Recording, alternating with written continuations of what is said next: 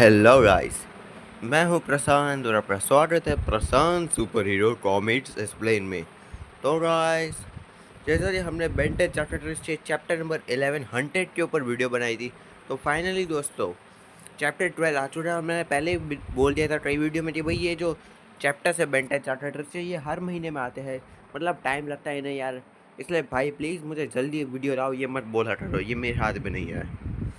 तो दोस्तों फाइनली से अब बेंटेन चैप्टर चैप्टर नंबर 12 आ चुका है, जिसका नाम है इम्पोस्टर। तो दोस्तों इस स्टोरी को बढ़ने से पहले हम ज़रा थोड़ा रिकैप दे देते हैं हुआ क्या था। तो दोस्तों जो विलियर्स था वो चैप्टर ट्रिस को छाने के लिए विलियर्स जो है उसने 88 और टेट्रस नाम के दो बाउंटी हंटर्स को अपने भाई याहोनिस के साथ भेज दिया था चैप्टर ट्रिस को लेने। और दूसरी बाजू जो घोस्ट लेडी थी उसे चार्टर ट्रिस के बारे में बहुत कुछ मालूम था, और बेन उस पर शक करने की ट्राई करता है क्योंकि उसे पहले ही बहुत मालूम था। और वो बेन को जो है दूसरों से लड़ने के लिए मना करती है क्योंकि वो जानती थी कि जो वो लोग घोस्ट लेडी को पहचान लेंगे। फिर भी बेन लड़ने जाता है और बेन जो है डायमंड हार्ट को वहाँ पे बुला लेता है, और फिर डायमंड हार्ट की लड़ाई उन सब से होने लगती है। और फिर वहाँ पे जब यह हॉर्निस बेन पे अटैक करता है तो उस टाइम पे ग्रैंडपा मैक्स आके बेन को भगा के वहाँ से बचा लेते हैं। और जब 88 डायमंड हार्ट पे अटैक करती है तभी उसी समय यहाँ पे एक क्रिस्टल आ जाते, पर ये क्रिस्टल डायमंड हार्ट के नहीं थे, बल्कि ये वो जो सच था टेट्रस उससे थे। तो चलिए दोस्तों, अब आगे बेंडेन चैप्टर चैप्टर 12 इम्पोस्टर। तो कहानी की शुरुआत में हमें दिखाया जाता है कि 88 जो है वो डायमंड हार्ट के ऊपर एक लात मारती है, पर डायमंड हार्ट अपनी शील्ड की मदद से उसे रोक लेती है। और फिर डायमंड हार्ट थोड़ा सा संभलती है, और फिर 88 एक और अटैक करने वाली थी। पर अगले सीन में जो टेट्रस था वो अपने दो हाथों को 88 के ऊपर मार के उसे ज़ोरदार अटैक करता है, जिससे 88 अपने पिछवाड़े के बल बेहोश हो जाती है और वहीं पे गिर जाती है।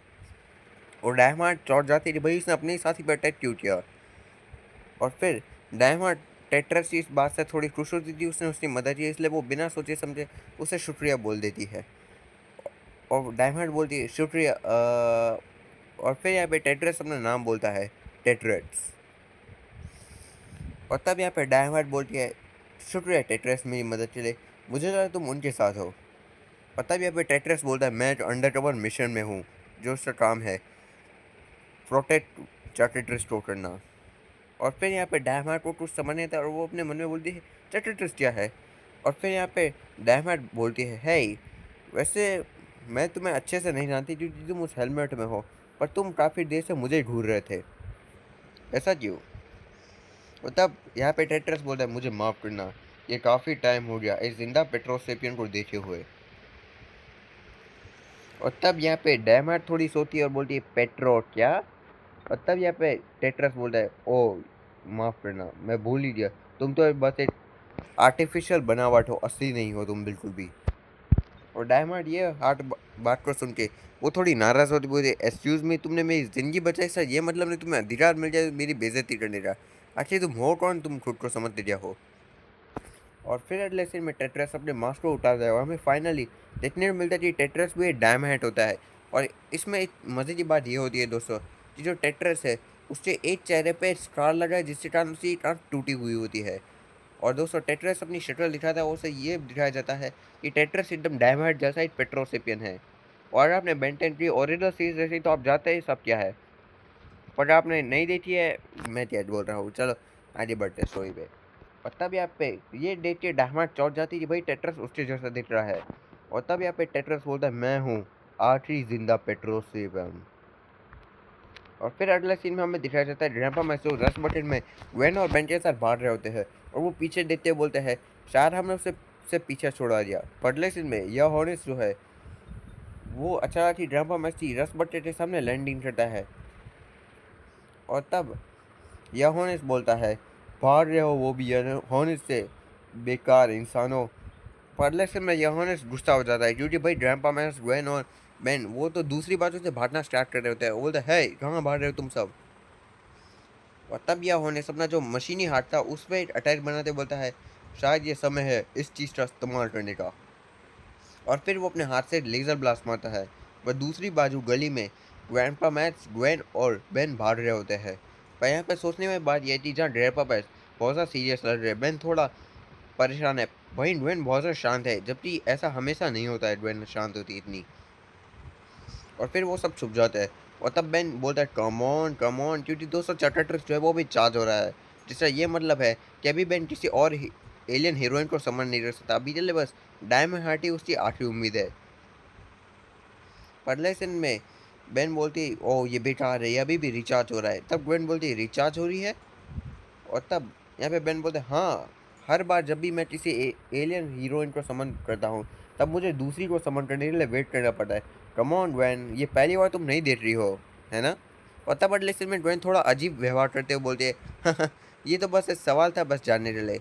तो तुम एक समय पे दो हीरोइन से समन नहीं कर सकते, क्यों, है ना? और दोस्तों ड्वेन एकदम अलग तरीके से बात करे, जैसे उसे ये सब मालूम ही नहीं है, जबकि ड्वेन जो है वो ये सब पहले कई बार देख चुकी है ऑलरेडी, अगर अपने पहले के चैप्टर्स देखे तो। पर दोस्तों ड्वेन ऐसा व्यवहार क्यों कर रही है, तो आपके आगे जाके पता चलेगा। पर फिर यहाँ पे बेन बोलता है, हाँ वैसे मैं हर बार ये ट्राई कर चुका हूँ, पर जब भी मैं किसी और को बुलाता हूँ पहली बार ये गायब हो जाती है। पर सच बता ड्वेन, तुम बहुत ज़्यादा अजीब व्यवहार कर रही हो। पता बस बोलते हैं, अगर तुम किसी और हीरोइन को बुला नहीं सकते तो हमें बस डायमंड को ढूंढना चाहिए अभी चले। वही दूसरी वजह जो यहाँ होने से वो बाकियों को ढूंढ रहा होता है अभी भी। फिर हमें डायमंड का सीन दिखाया जाता है, वो बोलता है, तो मैं बस एक आर्टिफिशियल क्रिएशन हूँ, तुम्हारी मरी हुई प्रजाति के डीएनए की, है ना? और तब टेट्रस बोलता है, ये ऐसे ही काम आता है। और टेट्रस से यहाँ पे डायमंड को सब कुछ बता दिया होता है कि डायमंड बस टेट्रस की एक डीएनए है, जो बेन और उसकी मरी हुई स्पीशीज पेट्रोपियस के से मिलके बनी है। तब डायमंड बोलती है, अगर मैं असली हूँ नहीं हूँ, तो तुम मेरी मदद क्यों कर रहे हो? और तब टेट्रस अपनी स्टोरी सुनाते बोलता है, एक इंसान है जिसने मेरी स्पीशीज को ख़त्म कर दिया, और वही वो शख्स है जिसे चार्टेड से पावर चाहिए। मुझे डर है, अगर उसे ये मिल गया तो वो सेम चीज़ जैसा उसने मेरे ग्रह के साथ किया, वो पूरे गैलेक्सी के साथ कर दिया। और दोस्तों अभी वो बिलजस का नाम ले रहा था। और फिर यहाँ पे बाकी सब जो वो डायमंड को ढूंढ लेते हैं, और बेन बोलता है डायमंड, और डायमंड बेन को देख लेती है और वो खुश होती है, भाई बेन जिंदा है और भी ठीक है। और वो बोलती है, बेन क्या तुम ठीक हो?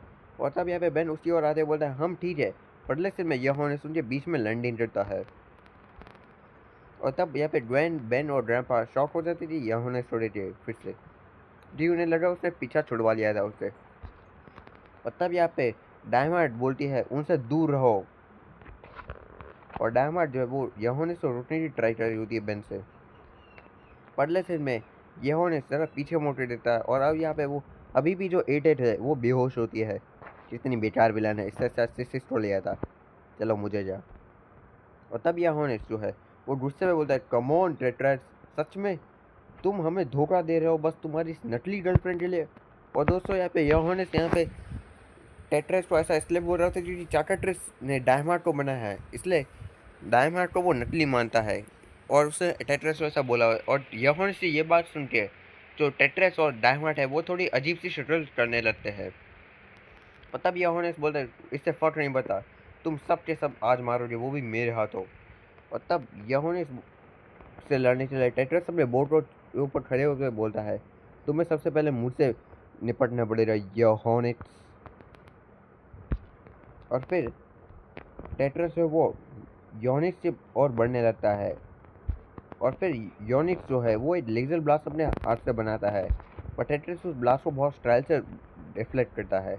और फिर टेट्रस स्टाइल से उसकी ओर आ ही रहा था, अगले सीन में योनिक्स जो है वो उससे हाथ को पकड़ लेता है, और टेट्रस शॉक हो जाता है, और योनिक्स जो है वो टेट्रस को ज़मीन पर पटक देता है। और टेट्रस जो है अभी लाचार लग रहा था क्योंकि योनिक्स उस पर भारी पड़ रहा था।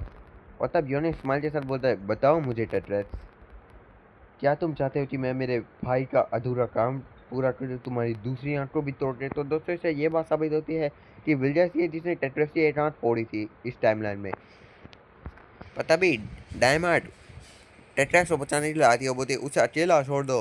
और वो पंच बना के योनेस को मारती है। बदले से में डायमंड का ध्यान कहीं पे जाता है, और योनिस का ध्यान भी कहीं पे जाता है। अक्सर देखने को मिलता है कि टेट्रस अपने क्रिस्टल से योनिस की मैकेनिकल आर्म को डिस्ट्रॉय कर रहा होता है।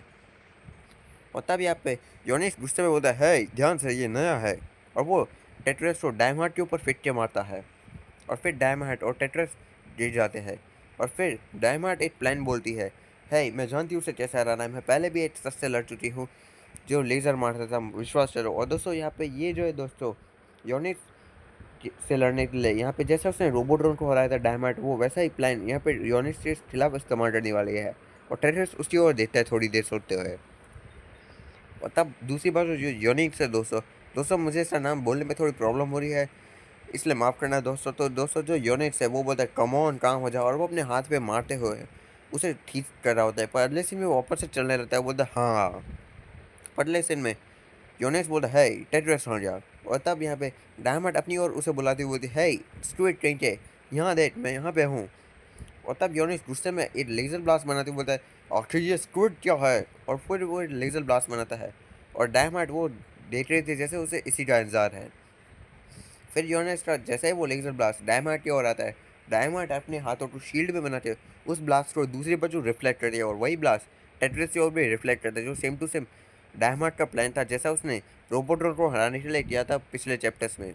और फिर वही लेज़र ब्लास्ट वापस से योनेस की ओर आने लगता है, और योनेस बोलता है ओ, और फिर वही ब्लास्ट योनेस को लग जाता है, और जिस चीज़ से वो यहाँ पे आया था पृथ्वी पे उसी चीज़ से वो टकरा जाता है। और फिर टेट्रस अपने बोर्ड पे बैठता है और दो क्रिस्टल के बनी हुई जंजीरों से उसे बांध देता है। और फिर टेट्रस जो है वो उसकी शिप में कुछ खराबी करने लगता है। और तब यहाँ पे योनेस गुस्से में बोलता है तुम क्या कर रहे हो। और अगले सीन में टेट्रस उससे कंप्यूटर्स में कुछ बटन दबाता है और नीचे उतर जाता है। और अगले सीन में जो शिप आई थी वो वापस से ऊपर जाने लगती है, और योनेस क्योंकि अब योनेस बंधा हुआ होता है। तब योनेस गुस्से में बोलता है तुम्हें इसकी कीमत चुकानी पड़ेगी, और योनेस वहाँ से चला जाता है। और टेट्रस और डायमंड उसकी ओर देखते हैं। और फिर टेट्रस तारीफ करते बोलता है तुम जानते हो, तुम भले ही कहीं पे भी जन्म हो, पर तुम्हारे अंदर का जो पेट्रोसिपियन का जो योद्धा की आत्मा है वो असली है, बिल्कुल एक असली पेट्रोसिपियन की तरह। और वो उसी तारीफ करता है, उसके कंधे पर हाथ रखते और डायमंड खुश होते बोलती है शुक्रिया। पता वहाँ पे बेन आते बोलता है खुशी से डायमंड। और तब यहाँ पे टेट्रस बोलता है मेरा मिशन पूरा हो चुका है, टेट्रस सही हाथों में है, तुम्हें बस ध्यान रखना है कि पृथ्वीवासी को कोई मुसीबत ना हो। और तब यहाँ पे डायमंड बोलती है मैं पक्का कहूँगी। और फिर टेट्रस से वो अपने बोर्ड पे 88 को उठा के वहाँ से जाने लगता है, क्योंकि उसे 88 को जेल में डालना है। तब यहाँ पे बैंक जो है टेट्रस के बारे में पूछता है डायमंड से, डायमंड वो कौन है और क्या वो तुम्हारे ग्रह का है, क्या तुम जानती हो उसे। और तब डायमंड थोड़ा सोचती है और बोलती है मेरा ग्रह, हाँ हाँ वो मेरा दोस्त है, उसका नाम टेट्रस है। और तब बेन खुशी से बोलता है ओह इसका मतलब है तुम्हें तुम्हारी यादें वापस मिल चुकी, वाह ये समझाता है घोस्ट लेडी वाली चीज़ को। और तभी यहाँ पे ग्वेन बोलते है। और दोस्तों फिर यहाँ पे स्टोरी में ट्विस्ट आता है, क्योंकि ग्वेन यहाँ पे बोलती है आखिर तुम इतने टाइम से हो कहाँ पे, मैं लगभग 1 घंटे से तुम सबको ढूंढ रही थी। और दोस्तों ग्वेन ये अजीब बात बोल रही है, क्योंकि वो काफ़ी टाइम से आपने देखा होगा वो बेन और ग्रैंपा मैच से शादी थी। और बेन थोड़ा शॉक होते बोलता है ये तुम क्या बोल रहे हो ग्वेन, तुम पूरे समय हमारे साथ ही तो थी। और तब ग्वेन बोली हाँ हाँ क्या मजाक है बेन, मजाक करना बंद करो, इन्हें बोलिए ग्रैंपा। और तब ग्रैंपा बस बोलते हैं माफ़ करना ग्वेन, पर बेन सही है, तुम पूरे समय हमारे साथ ही तो थी। और तब ग्वेन बोलती क्या, इसका कोई मतलब ही नहीं बनता है, मैं तो पूरे टाइम टाउन के बाहर थी, मैं तो अब आई हूँ यहाँ पे। और तब बेन हंसते हुए बोला हाँ हाँ तो बताओ इसने टाइम तक हमारे साथ कौन था। और फिर दोस्तों हमें घर के पीछे तीसरी चीज़ परछाई देखने को मिलती है, और हमें देखने को मिलता है ग्वेन को, दूसरी ग्वेन को, जो बहुत सीरियस और शांत रूप में बेन और से साथी को देख रही थी।